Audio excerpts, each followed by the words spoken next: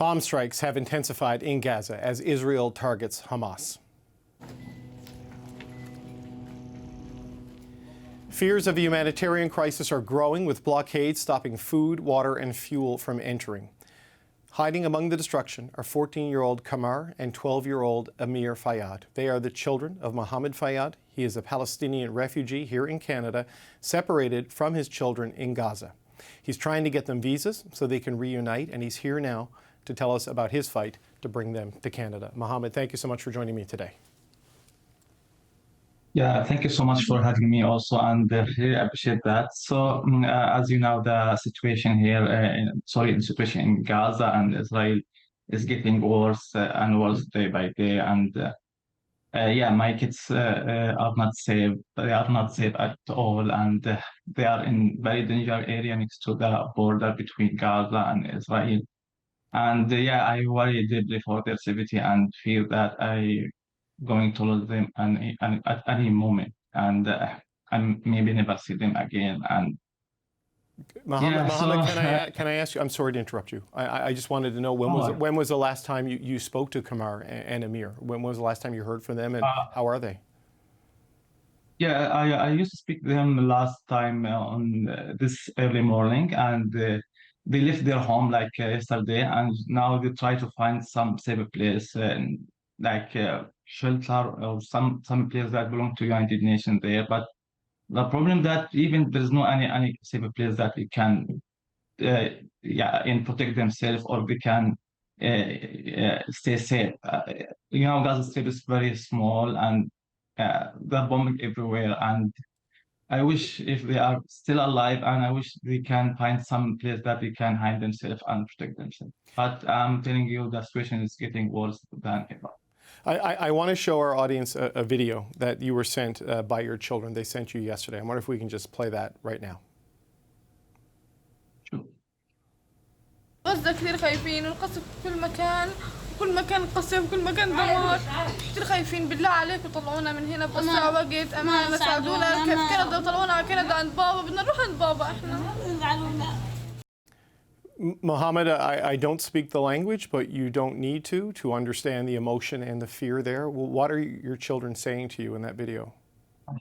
Yeah, they're asking for Canadian government to help them and take him out of Gaza as soon as possible. They are very scared and very fear, because they can see the bombing everywhere, and there's no any safe place they can go and protect themselves. And they asking Canadian government that can do anything in order to take them out from Gaza as soon as possible.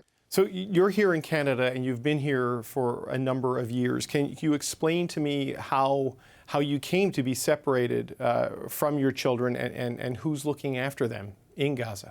Yeah, this is a good question. As you know, I left Gaza Strip on 2013. I was prosecuted and arrested by Gaza government at that time, and as you know, if you are in Gaza and you're standing against the Hamas policy, so you will be targeted by local security there, and your life will be at risk. So that's why I forced to leave my home. And as you know, we are not believing any kind of violence, and as I believe that Palestinian and Israeli people should live together side by side in safe and security and peace.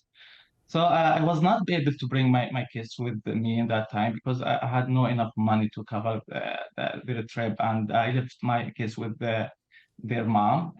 She's my ex-wife, and in hope that in the future can I start to sponsor them later. But after even I get safe place to live in. So I went to Indonesia from Gaza and seeking for asylum, and my case was referred to Canada Embassy by United Nations, and my application was approved to come to Canada as a refugee sponsored by government. So I arrived in Canada in 2022 February.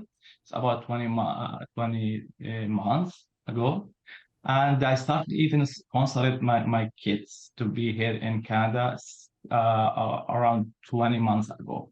And still their application for permanent residence not approved yet by IRCC. Okay, so this leaves them in a very difficult position. You left because you're critical of Hamas and you felt that made you a target. Your children are there with family, and since the bombing has started, they're trying to find security as best you can in Gaza right now in a UN shelter, but they have no status to come to Canada, as I understand your answer right now. So what are Canadian officials saying to you as you've been talking to them about this? Yeah, I keep talking with the IRCC in Ottawa about my case. They say that your case application has referred to IRCC in Cairo, so you should keep talk with IRCC Cairo so they can consider your case application. But I keep talking even with the IRCC Cairo, but I haven't received any response from them since April. I keep messaging them. I tell him about the situation of my kids, and I always ask them to do some priority to my kids that we can get the visa and come to Canada as soon as possible. But I didn't get any response from them so far. Meanwhile, today we've had reports that the main power station in Gaza is on and off or completely off. There's no electricity, food and water not being allowed in, people not being allowed out. The Israeli Defense Force is gathering on the outskirts of the territory, and the shelling is continuing. What's going through your mind as you think about your boy and your girl in there? And this, Yeah, which means that, yes, that's right. Which means the situation is getting worse and worse day by day. And as you mentioned, there is no more electricity, there's no more food, there is no more water to drink. Yeah, even my kids sometimes they call me. They say we are very hungry. We don't have that enough food to eat, and the problem that I can do nothing for them. I have no power. I'm not able even to help, and I just like a dad. I feel sorry for that, and I wish if the government of Canada or IRCC can do something for my kids to bring them here to Canada. there is talk. The situation is very very dangerous. I'm telling you, and I'm really. I have that concern that something bad can happen to them at any moment. Yeah. Yeah, I'm sorry for talking over there. I thought when you paused you were done. Just as a final point, there is talk that the U.S. with Egypt and with other groups are trying to negotiate a humanitarian corridor for people to get out of Gaza and maybe find some temporary refuge in Egypt. I don't know how effective that can be with more than 2 million people potentially looking to get out. Does that give you any hope? I mean, have you that perhaps there could be a path to safety for them in the next little while? I wish if they can find any path or any way that the civilian in Gaza can cross the border to Egypt and find a safe place that they can stay.